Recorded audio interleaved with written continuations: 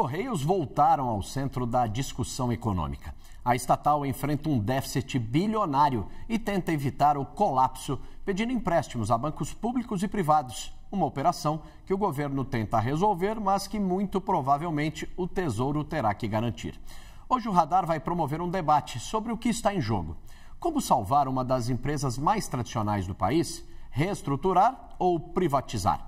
Participam conosco a economista Marta Sellier, professora da FGV, e o economista e professor doutor Antônio Correia de Lacerda. E também para participar do nosso debate estará conosco o nosso analista Eduardo Gayer, que acompanha de perto, esse cenário político e fiscal lá em Brasília. Olha, é um prazer tê-los aqui, professora Sellier, professor Lacerda, também Eduardo Gayer aqui conosco. Uma muito boa tarde para vocês. Eu gostaria de começar esse nosso debate perguntando o seguinte: hoje os Correios são uma empresa sustentável? E se ela for sustentável, como fazer com que ela volte a ter lucros? Privatizar ou reestruturar com o dinheiro de empréstimos, dinheiro do próprio governo? Até porque é o seguinte, pegar mais dinheiro e não conseguir alavancar vai trazer mais prejuízo, não é isso? Eu vou começar, se o professor Lacerda nos permitir, com a professora Sellier. Boa tarde a todos, obrigada pelo convite, um prazer estar aqui discutindo com vocês a situação dos Correios. Infelizmente, uma situação dramática. A gente tem assistido a um aumento considerável dos prejuízos da companhia nos últimos anos. Tivemos aí, em 2023, 600 milhões de reais de prejuízo. Em 2024, o incrível número de 2,6 bilhões de reais de prejuízo.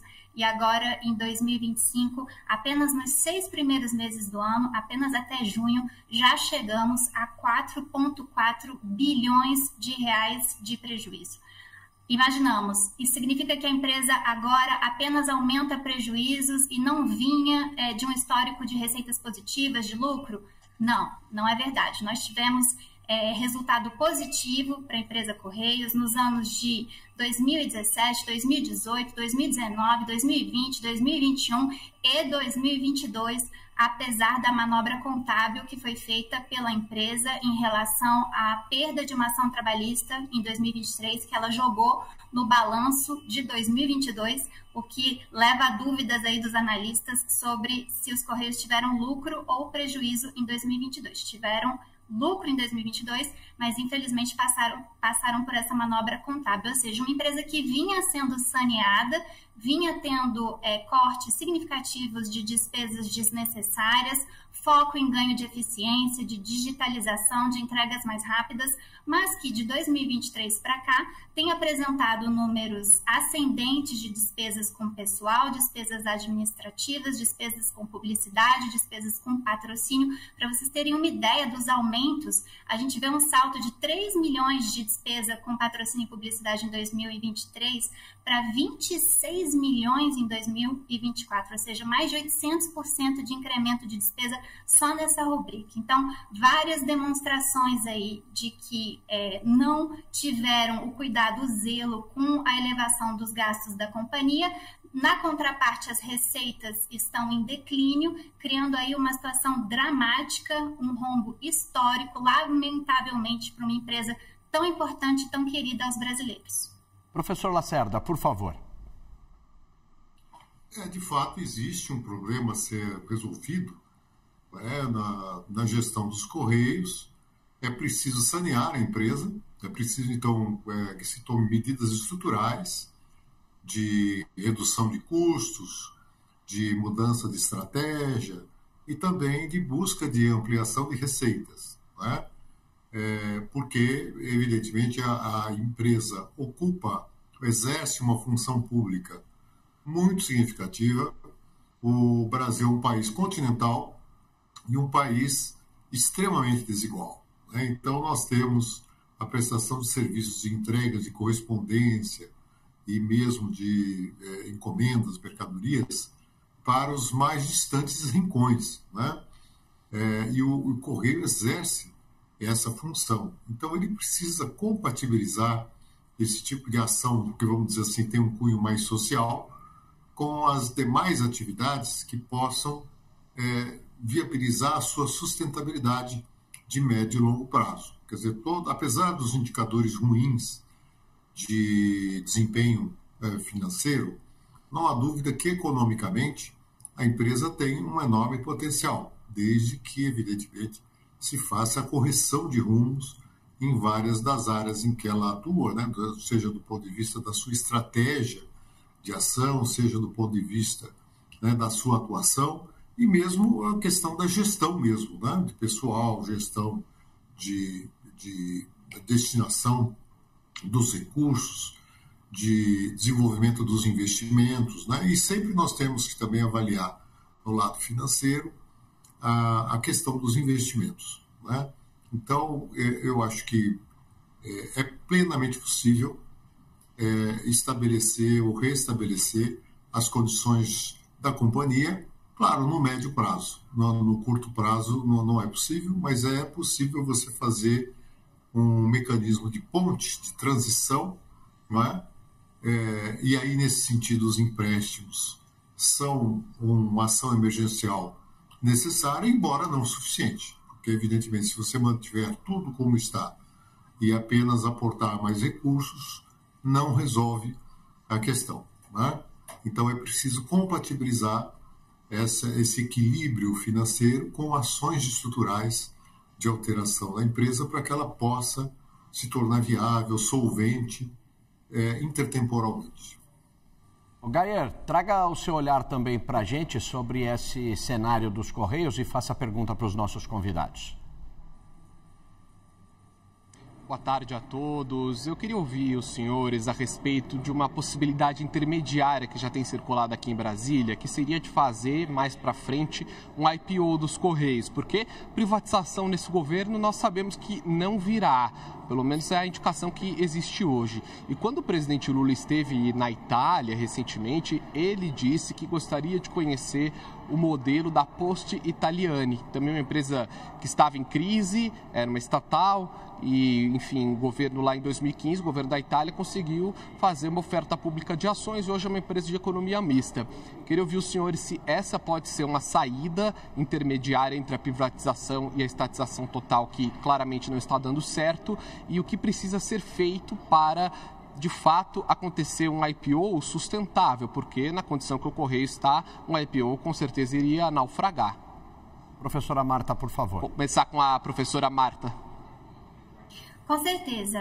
Bom, qualquer iniciativa que envolva atrair o setor privado, atrair ganhos de governança, como seria o caso de um IPO, sempre serão bem-vindas no caso de uma estatal.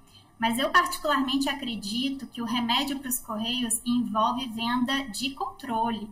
E para a gente poder fazer isso, a gente precisa sanear a companhia, como vinha sendo feito no governo passado, melhorar os seus resultados para ter algo a ofertar ao mercado que tenha valor para os investidores.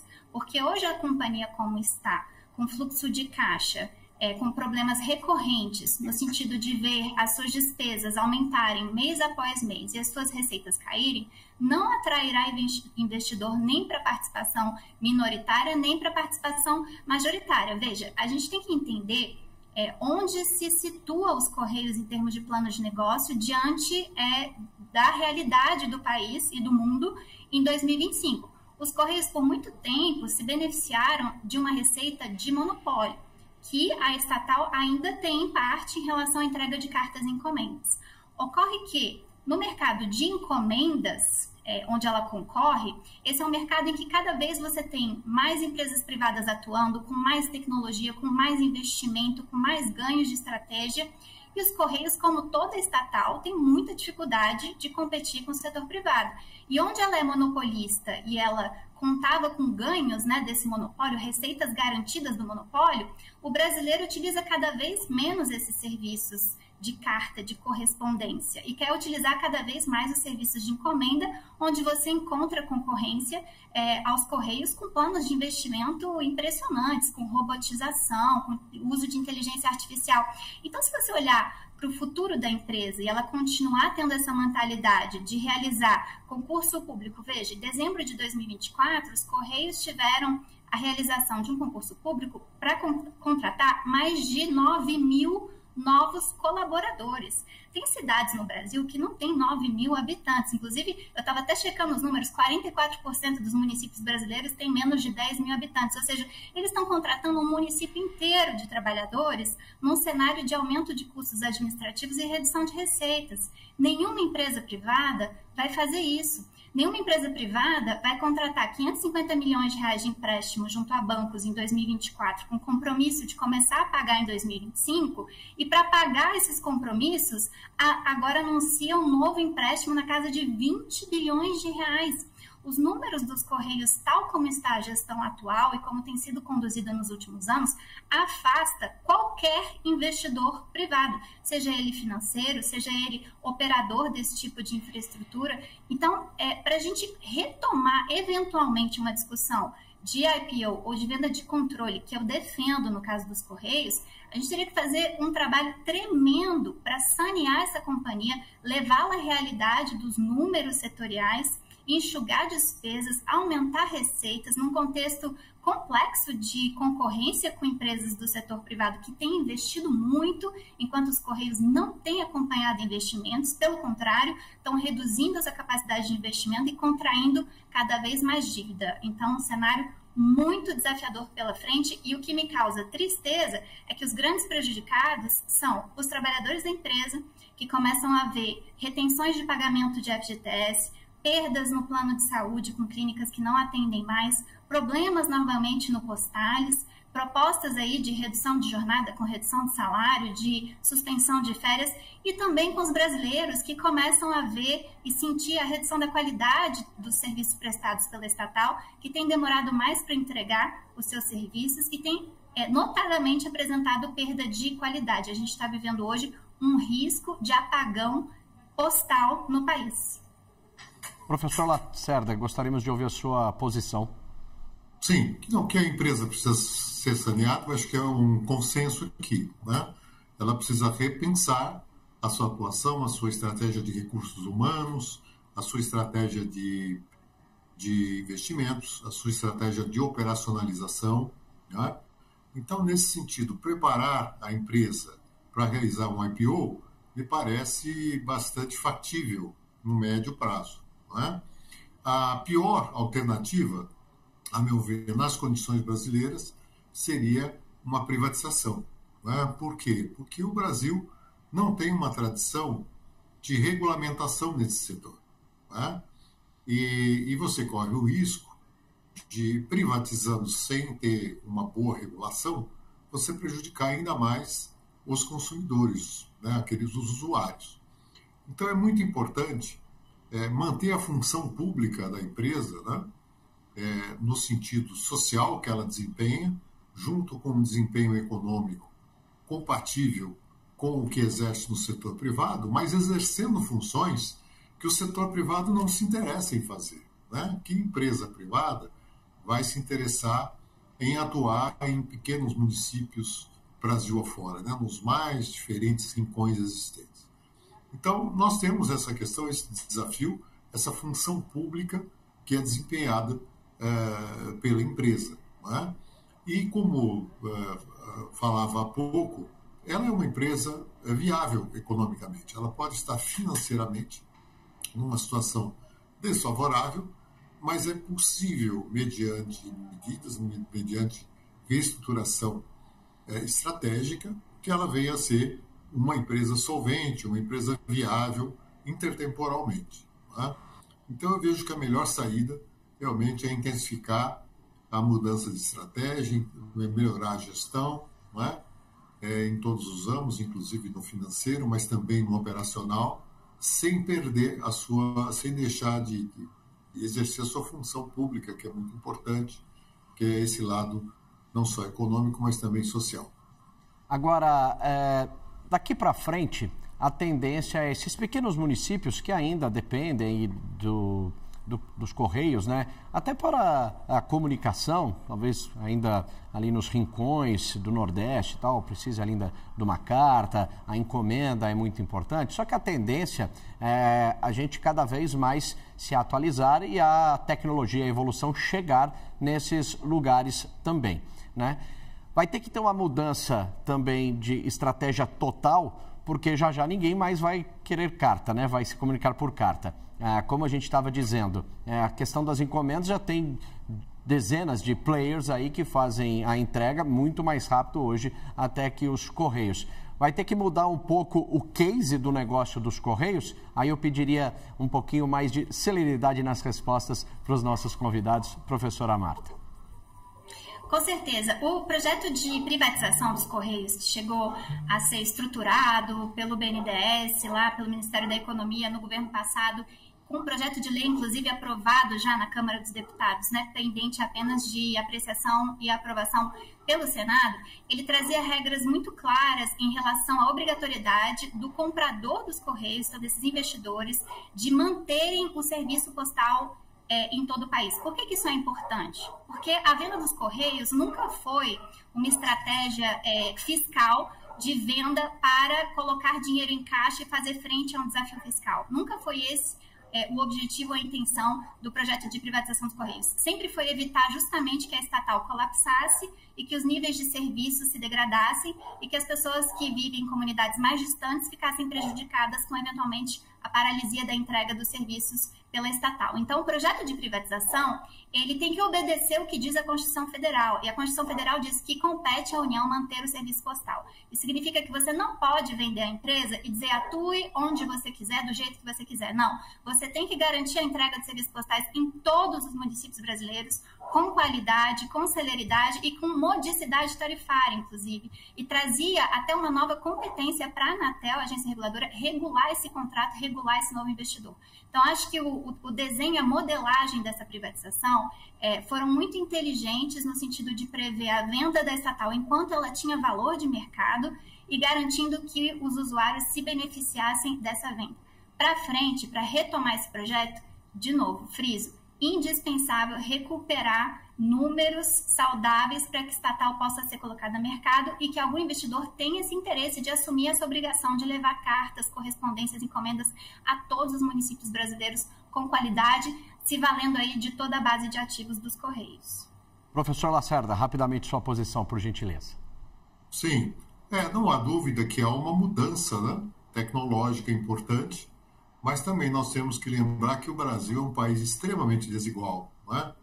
E, evidentemente, o timing dos meios urbanos é muito diferente do meio rural, especialmente nos locais mais longínquos, né? Então, é preciso realmente que se leve em consideração as diferenças entre todos esses clientes possíveis, né? Esses usuários dos serviços dos Correios. Então, como eu dizia anteriormente, é muito importante repensar a empresa estrategicamente, levando em conta todos esses aspectos. Tanto a mudança tecnológica, em que ritmo ela ocorre nas variadas regiões do país, especialmente nas menores e mais longínquas, né? Dotar a empresa de recursos para que ela possa cumprir essa função, né? Com economicidade, com eficiência, e, ao mesmo tempo, garantir a sua função pública, né? Então, eu creio que ainda os Correios exercem uma função pública relevante e plenamente viável, desde que se reordene, se reorganize, se reoriente a posição estratégica da empresa. Professor Antônio Correia de Lacerda e professora Marta Sellier, queria muito agradecer a participação de vocês aqui conosco no Radar. Muito relevante este debate, né? A gente está falando de um cenário de uma das principais empresas estatais aqui brasileira. Queria agradecer também a participação do Eduardo Gayer, nosso analista em Brasília. Um abraço a vocês e um ótimo fim de quinta-feira. Obrigada a vocês.